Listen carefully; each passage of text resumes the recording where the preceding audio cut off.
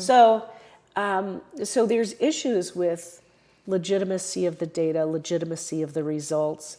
And then if something happens to somebody, then it's very easy to say, well, that's a one-time thing, right? That's an anecdote. Mm-hmm.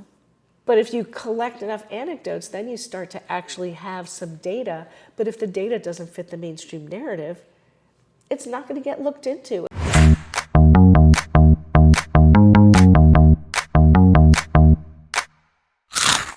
Welcome to another episode of the Crunchy Carnivore Podcast. I'm Melissa Weidenhammer, and I'm here with Dr. Jessica Levy. And today we are going to be talking about a topic that is really a big way that people will kind of question or come against the holistic approach and philosophy. It's a question that we've both heard many times. Which the question is, show me the studies. Yeah, where's the science? Where's the science? Or bold statements from people that oppose it saying it's not science backed. There's nothing to prove what you're doing. Research. There's no research.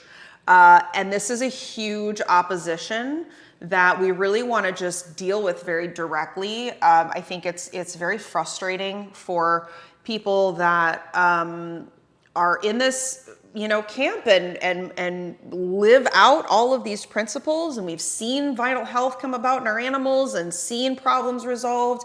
To have such opposition come against that when it really could do a tremendous amount for people and their animals to apply these principles. Because what ends up happening is when this is put out, it really can scare people away or turn people off. From entertaining these principles or thinking about maybe applying some of this to their animals' lives. This is the approach of the quackbuster, is to say there's no scientific proof.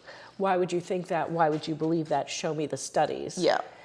And that is meant as a deterrent. Like, that's not an honest question. No. Because you could show people the studies, they would still find a way to refute it. Like, that's not a big enough study. It wasn't published in a big enough journal. It wasn't peer reviewed. It wasn't peer reviewed. I hear that one a lot. Yeah, and so you get a lot of that kind of stuff. And so in some ways it's freeing once you realize that no scientific study would ever be good enough for the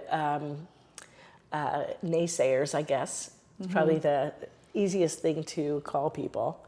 So we want to break this down into a few different parts and pieces. And the first thing I think that would be good for us to really hopefully bring some clarity to is the truth behind evidence-based studies, peer-reviewed studies.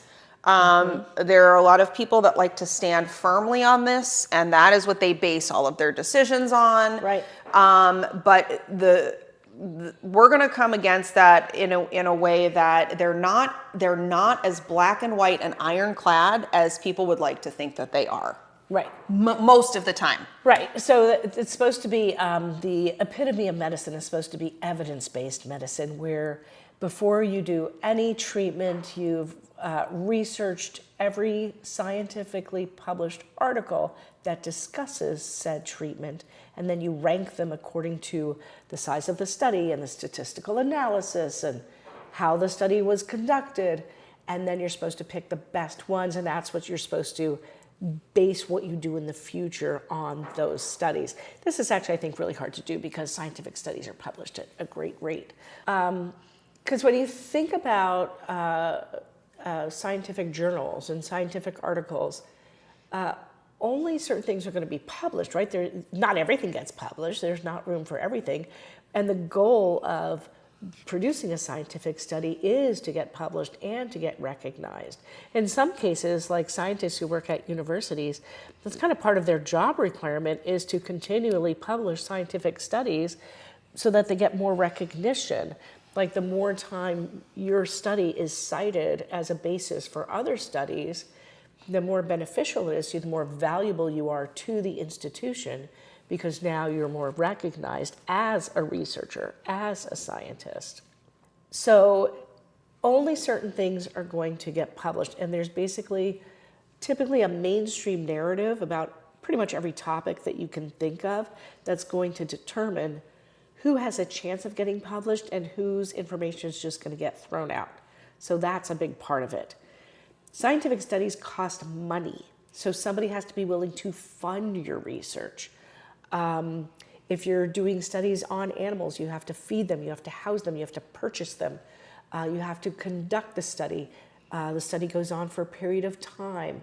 And so all those things incur actual expenses as well as paying the scientist a living wage. And so those are things that might prevent somebody from attempting a scientific study.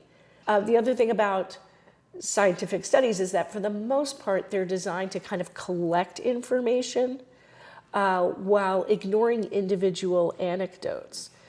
Veterinary studies particularly tend to be done on really small numbers of animals. I mean, disappointingly and kind of ridiculous numbers of animals. So one conference that I attended, the lecturer presented, they were doing some study on cats to find out what cats might be allergic to. And the study included 8 cats. And so, you know, in the human world, we would just get laughed out of the room because, like one of my clients pointed out to me, like some people have 8 cats in their own home. And certainly, you know, I've had more cats than that at a time. So there's issues with legitimacy of the data, legitimacy of the results. And then if something happens to somebody, then it's very easy to say, you know, well, that's a one-time thing, right? That's an anecdote. But if you collect enough anecdotes, then you start to actually have some data. But if the data doesn't fit the mainstream narrative, it's not going to get looked into. If people have biases, if they've already decided hip dysplasia is genetic, then nobody's going to investigate other potential causes of hip dysplasia because you'll be ridiculed, you could lose your job, you could lose your funding. I mean, there are very good reasons why you want to stay within the mainstream narrative and not really start to look outside the box. It's super risky. Another thing that people really like to see when they're looking at scientific studies, like the peer review process is always considered a way to show that your scientific study is superior, because not only did it meet the demands of rigorous science, but it was peer reviewed. Other people read your study and they also said that it was good. But there are limitations with that, right? So for one thing, these people are your peers. They're reviewing your scientific study now, but at some point, you know, you could be reviewing theirs, and you kind of want everybody to get along. So you don't want to say something too negative about your colleagues. These people are also volunteers. And so, I mean, realistically, how much time are they going to spend redoing the statistical analysis and, you know, reviewing your math? And, you know, this is a volunteer position. It's not their full-time job that they're getting paid for. And so that's kind of a challenge of the peer review process. Scientific studies, like really in order to be valid, they have to be replicable. So somebody has to look at you and say, oh, I see you did a study proving that prescription diet blah blah seems to help with this health condition. Let me in my laboratory and with my research dogs, let me do the same study and see if I get the same results. I mean, the costs are mounting. Right. And then, you know, then what do? Study A has already been published. Like, are you really going to go through all that effort to do the same exact study? And then what do you do if your results don't match, right?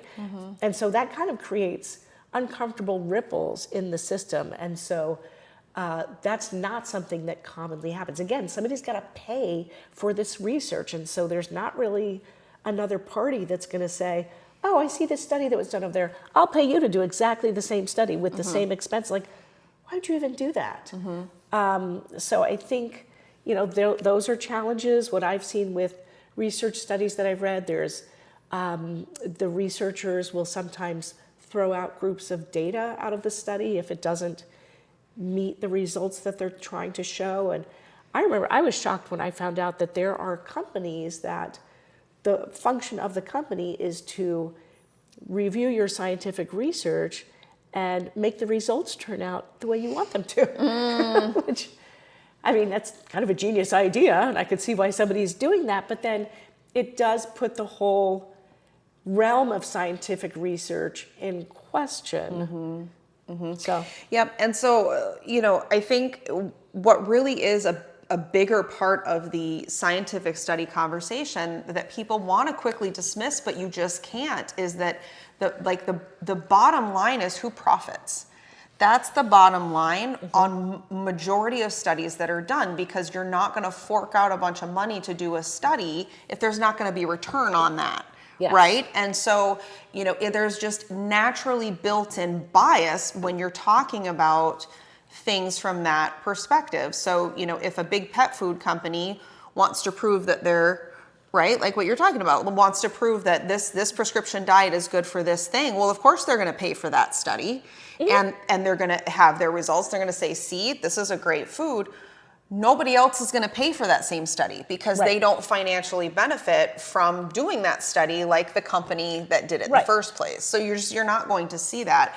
And so that's where it's kind of, this is a good segue into the holistic part of it, which is there's no data. Right? People will say there's no data. It's not science backed. Right. Nobody's doing research into holistic medicine. But the truth is that there is actually plenty of data to support a lot of the different holistic practices that we talk about. And so these things that are just these statements that are thrown out are really coming, I think, from a place of ignorance, maybe. That there's no science back, or there's really just a push for kind of the other side of the aisle, where they don't want there to be, right? They don't want there to be any proof to show that these types of things are actually beneficial. Right, because basically, what about all the negative studies showing that the drugs didn't work or that the procedure didn't bring the results that you wanted? Well, those don't get published. We never get to see them. So we only get to see the ones that are like, look, our stuff worked. But you don't get to see the other 15 studies that were discarded because they didn't give good results. They kind of showed the opposite. Those just go into the giant trash can.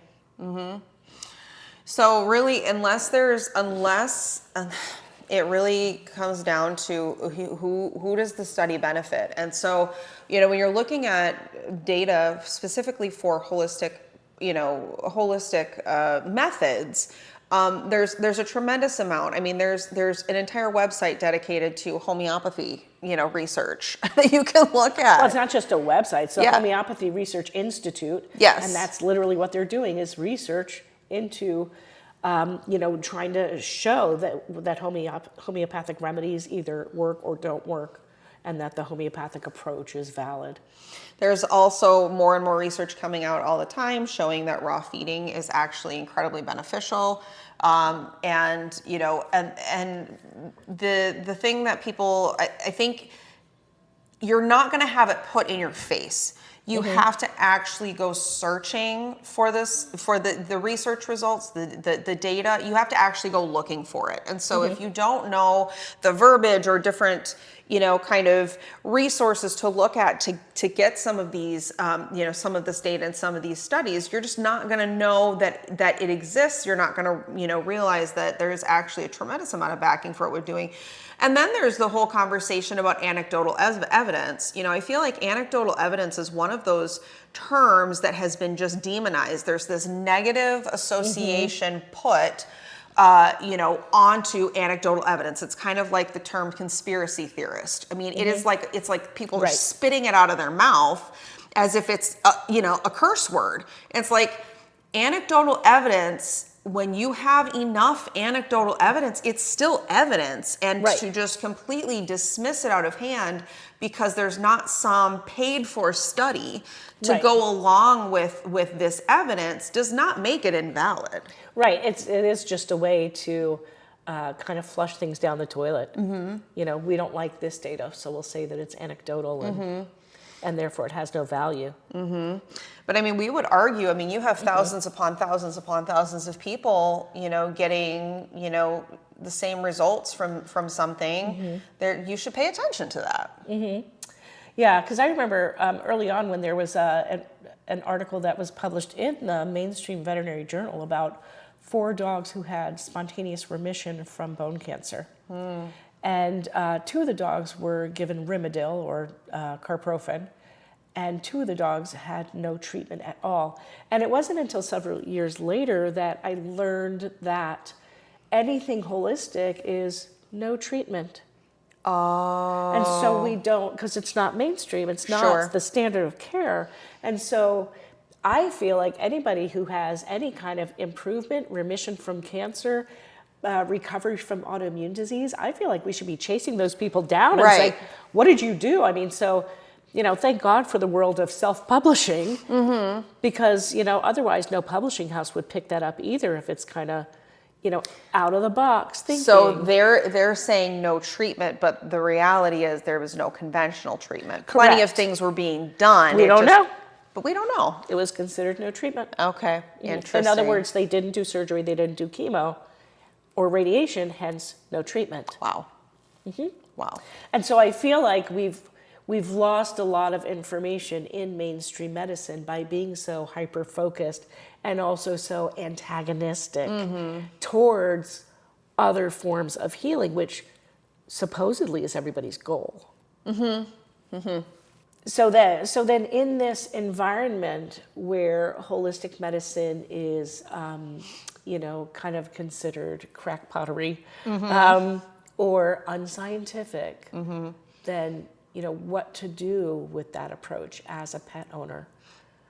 Some people are very free thinkers and they're the first ones to step outside the box and to look for alternatives when the mainstream approach is not working for them or working for their pet. But what we're trying to do is give information and kind of free people up to some extent that it's okay to start looking in other directions. There is plenty of data, plenty of evidence. There are so many holistic practitioners with decades of experience, and many of them have, again, self-publishing or having a publish house publish your data in book form rather than getting it published in a scientific journal. There's so much information out there. So really, what is a pet owner to do is the question. If you don't have, all of this kind of laid out for you in the most looked at journals and in the most looked at study, if it's not being presented to you, like how are you supposed to go about this and make good decisions? And so, really, the first piece that we would talk about is really it's not easy, but you're going to need to develop some discernment. We're not trying to say that all studies that come out are worthless. There's actually some very valuable studies. Scientific studies are wonderful.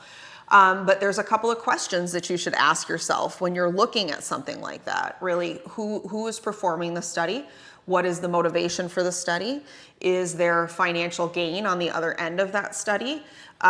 These are important things to ask to figure out if how true and legitimate is the information going to be in that study, or the data for however you want to look at it. But really starting to ask questions and not just presume that, it's a scientific backed study, so I can trust what it says. Right, and I mean, being in practice, I definitely have seen that where, some stuff has been proven, some studies have been replicated, and so there is stuff out there that is valid. And then I think too, this is part of kind of finding your community. So you have to find the people who are putting out information that makes sense to you, is useful to you, that you can understand what people are talking about. And there's a lot of people in the holistic veterinary world who are doing that. So we kind of know who some of the top people are. Karen Becker, Peter Tobias, Judy Morgan. I'm sure there's bunches of other people. Will Falconer. A lot of them have blogs, newsletters, videos. So there are people out there that you can trust. And then I think too, even if you don't agree with somebody 100%, you don't necessarily need to dump them completely. Everybody's going to have a different take on, how I choose to feed my dogs or how I choose to manage their behavior. So then I think the next step is to develop kind of your foundational principles that are kind of, you know, your lines in the sand that you actually, you're like, nope, that's something I will not, you know, budge from. So you and I have talked in the past, not to overuse this as an example, but you and I will never feed a processed food to our dog. It's just not even an option. It's not a conversation. There's sure conversation to be had on how I would feed fresh food. Maybe we can have that conversation. Sure. There's room within that foundational principle, but I'm certainly, you know, so then, you know, if maybe I'm trying to learn from somebody and they are foursquare against feeding a raw diet, I'm probably going to pass. I'm probably going to go on to somebody else, because it's such a foundational piece that I believe so strongly in, that then it makes me question their reasoning and kind of everything else. Kind of everything else, because that is a foundational principle that I have developed. And so kind of developing those core foundational principles as you're figuring this out and figuring out, you know, who you can trust. And again, it really is, you know, then developing some intuition in this process. So intuition is something that if you've spent any time in the conventional world, you've been taught to ignore. You've been taught to kind of push down. I'll bet you that the best doctors are operating on intuition. You know, that's like the doctor who, in the back of their mind, they're kind of like, I'll bet there's something else wrong with this person. You know, that kind of thing that drives you to look in a certain direction or do something different. And so, you know, pet owners have that too, but I think similarly to the person who needs that scientific research basis, give me the study that proves that what I'm doing is okay. Yeah. And, you know, not dangerous to my pet. And so if you come at intuition from that same place of fear, I think that also kind of can mar your feeling of your intuition, like your sense of it. So to some extent, you have to have some internal calm maybe to hear your intuition. So some examples that we can give, you know, just of what we're kind of talking about is, you know, I've had plenty of interactions with people where, you know, they had something tragic happen with their dog, and as they're sharing that story with me, they're like, you know, this was given to my dog, and my dog died within 3 days, and I in the moment I didn't want to do it, but I just did it because that's what they told me to do. That was your intuition. That was, you know, so they didn't listen, and then something bad happened, and they have immediate regret. Is just one example of what we're talking about, where it's like, you stop stuffing that down. Use that. It's there for a reason. Dr. Levy, is there a good example that you can give of intuition, of using and finding your intuition? And it's like exactly that scenario. I have a client who, her dog was going through chemo for bone cancer. And she told me that, her dog died a week after the last chemo treatment. And she told me later that going into that treatment, she just had a bad feeling about it. And she was kind of thinking, you know, I should not do this, but it was scheduled, and she trusted the oncologist. I mean, you know, everybody should trust their oncologist. And, you know, like logically it made sense to go ahead and do that last treatment. And she just had a gut bad feeling about it. And, you know, would the dog have died anyway? We don't know. Sure. So we can't, you know, hit rewind and see what would have happened. But that, I think, is pretty typical. Or let's say, you know, in your experience, in your mind, in your view, at home with your dog, people will sometimes develop the sense that something is not quite right, and with themselves or with their dog, and then it's very troubling. Like, it kind of puts you on the spot when you take your dog to the veterinarian and they can't find anything wrong with it, and then, you know, you're, you know, maybe not offered any treatment because they can't find anything wrong, and then, you know, what are you going to do with that? And then, so some of the first videos that we created on this podcast were really about the foundational concepts of holistic medicine and kind of how we understand what's going on in the world of natural health that we practice. And so if you're thinking, okay, well, I don't know anything about this stuff, how would I develop any principles? Where would I learn this stuff? So we've put out a fair number of videos that kind of talk about those concepts about health and disease. And along with it too, especially in the very early on in our podcast, because we really wanted to address it first, would be, how did the conventional dog world become what it is? And I think that's another very eye-opening piece that a lot of people are not aware of. So we'll definitely link our playlist at the end of this video so that you can maybe check out some of those if you want to explore that a little bit more as well. So then you could say well, if holistic medicine is so great, how come everybody's not doing it? Right? And the reason is because it's not within the mainstream paradigm. And going outside the paradigm, outside the mainstream narrative, is potentially a bit of a scary place to be. And I'm sure, many of my clients have experienced going to the vet and getting shamed for feeding raw or shamed for not wanting to vaccinate.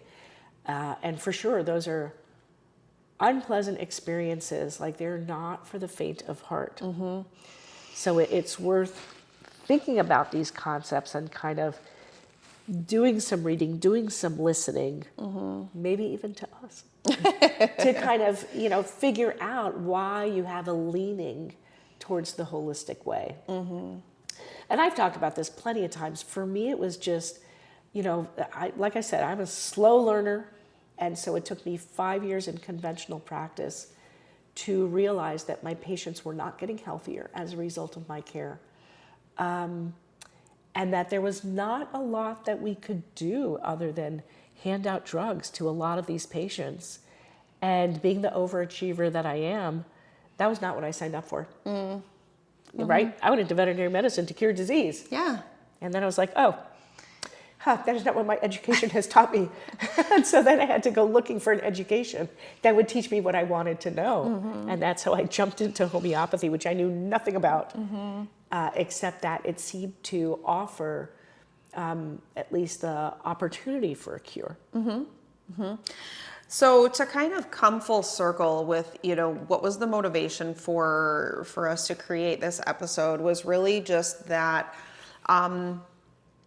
that question being posed, in the comment section on social media, in different reels or whatever, whether it was one of ours or a colleague of ours that we, align with the mindset and things like that. And it really seemed to be either somebody was asking the question because they truly wanted to explore this and they want to be able to trust it and they want to try it, but they're afraid to, or somebody's asking the question almost like shooting a bullet, trying to shut down the conversation and use it almost as a weapon because, there's clearly no science behind what are you going to say doing. to that? Exactly. And so either way, fear is a kind of a motivator for this question, whether you're kind of fearful of trusting this and so you're asking the question, or someone is coming from the conventional approach trying to instill fear to get people to turn away or whatever else, and maybe they're fearful themselves, they just don't acknowledge it. And so we're all about dissolving fear here. That's a huge part of our mission, is to really dissolve fear. And so to bring some just light to this very kind of difficult question, hopefully we've broken down in a way that it really kind of does that. It kind of dissolves the fear surrounding this question, regardless of the group that is asking the question. And so there is definitely, when you're looking at scientific studies, you really have to have some discernment. Do know that when you're considering holistic approach and holistic methods, there is actually a lot of data out there. You just have to know where to look. We will absolutely link some really good resources down in the description box below, so that you can look at some of these for yourself. And just know that it is a safe place to land, even though you don't have all of these big, huge medical journals talking about what we're doing. And it does take a really unique individual and mindset to end up here and be here. And I think you have to be willing to go outside of the box. You have to be willing to sometimes do things afraid. You know, I certainly have had plenty of moments where something seemed right to me and I'm like, okay, I don't know where I'm going to land here, but it seems like the right thing to do. So I'm going to just do it afraid. And it was some of the best choices I ever made. But we all kind of have those parts of this that we walk. And so, you know, if you're entertaining these things, you're kind of one of those unique individuals, and we welcome anybody wherever you're at on your journey. If you're truly just seeking and wanting to learn, that's what we're here to help people do, is to answer some of those questions. And as, you know, kind of matter of fact and not sensationalized of a way as we possibly can, with real experiences and real information to back up what we're talking about. And so hopefully this episode was an encouragement to you. So join us next time on the Crunchy Carnivore podcast. We'll see you then. Thank you so much for joining us. Our goal is always to encourage others to seek out the holistic approach by way of education and empowerment. You can check out our online resources at wellspringhaa.com. You can follow us on our YouTube channel, Wellspring Holistic Animal Academy, and you can also find us on Instagram at wellspring_HAA. We hope that this has been helpful and that you continue with us on your journey to holistic health for your pets. As always, we're here to be unapologetically all natural.